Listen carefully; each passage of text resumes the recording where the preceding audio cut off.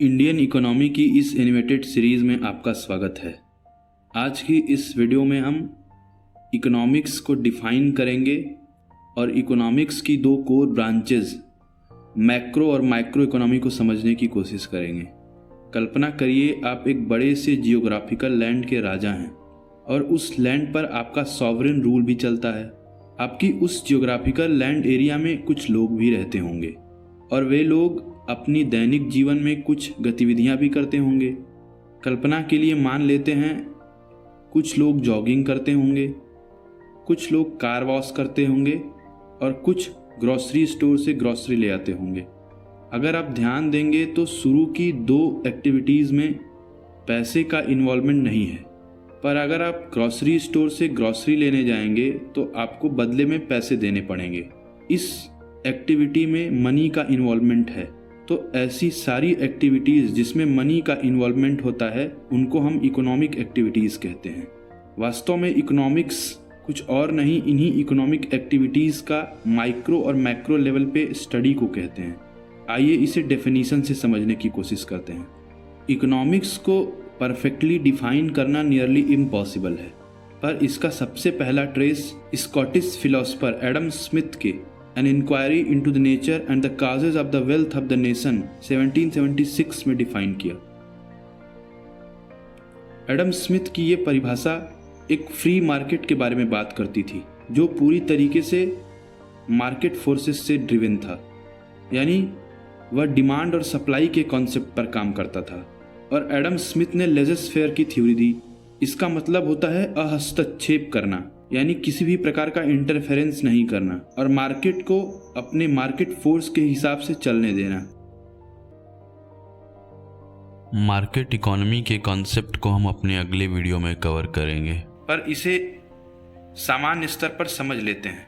Market economy एक ऐसी economy होती है जहां पर गवर्नमेंट का रेगुलेशन न के बराबर होता है और सारी एक्टिविटीज मार्केट फोर्सेस से ड्रिवन होती हैं, यानी डिमांड और सप्लाई के द्वारा होती हैं। प्रोडक्शन के लिए इनविजिबल हैंड की थ्योरी काम करती है, यानी प्रॉफिट मोटिव पर लोग काम करते हैं। एडम स्मिथ की इस थ्योरी में वेलफेयर के बारे में बात नहीं किया गया। इसके अलावा जब एडम स्मिथ की थ्योरी इकोनॉमिक्स के क्रिटिसिज्म के अंडर आई तो 1819 में एक इंग्लिश इकोनॉमिस्ट एल्फ्रेड मार्शल ने अपनी किताब प्रिंसिपल ऑफ इकोनॉमिक्स में इकोनॉमिक्स के डेफिनेशन को डिफाइन किया, जिसको बाद में कई सारे इकोनॉमिस्ट ने स्वीकार किया। आइए हम एल्फ्रेड मार्शल की डेफिनेशन को समझने की कोशिश करते हैं।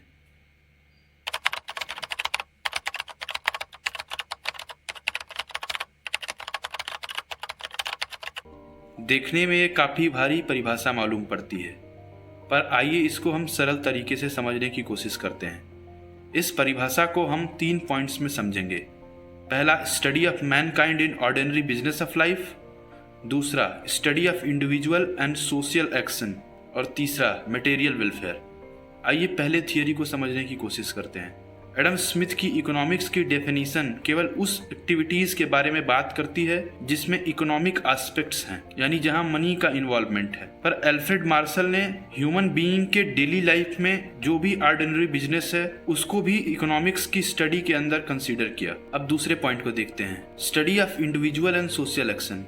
एडम स्मिथ की थ्योरी केवल ह्यूमन बीइंग के इकोनॉमिक एक्टिविटीज के बारे में बात करती थी, पर जॉन मार्शल ने बताया कि किसी भी व्यक्ति के इंडिविजुअल और सोशल एक्शन भी इकोनॉमिक्स की स्टडी में कंसीडर किए जाने चाहिए। यानी कोई व्यक्ति अपने दैनिक जीवन में व्यक्तिगत स्तर और सामाजिक स्तर पर जो भी गतिविधियां करता है उनको इकोनॉमिक्स की स्टडी के अंदर कंसीडर किया जाना चाहिए। अब तीसरे पॉइंट को समझते हैं, मटेरियल वेलफेयर। ह्यूमन बीइंग्स अपने लाइफ में अपनी मटेरियल वेलबीइंग के लिए, यानी अपने दैनिक जीवन से जुड़ी सभी इसेंशियल कमोडिटीज को पाने के लिए जो भी इकोनॉमिक एक्टिविटीज करते हैं उनको भी इकोनॉमिक की स्टडी में कंसीडर किया जाता है। क्योंकि इकोनॉमिक्स एक चेंजिंग कॉन्सेप्ट है और इसे इंटरडिसिप्लिनरी अप्रोच के साथ पढ़ना चाहिए और इसके कॉन्सेप्ट्स हमेशा इवॉल्व होते रहते हैं, तो इसका एक स्टैटिक डेफिनेशन नहीं होता।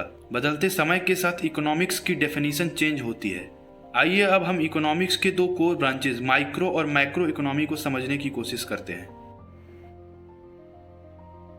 माइक्रो और मैक्रो दो ग्रीक शब्द हैं जिसका अर्थ क्रमशः छोटा और बड़ा होता है। मान लेते हैं एक बहुत बड़ा सा जंगल है और उस जंगल में कई सारे पेड़ हैं।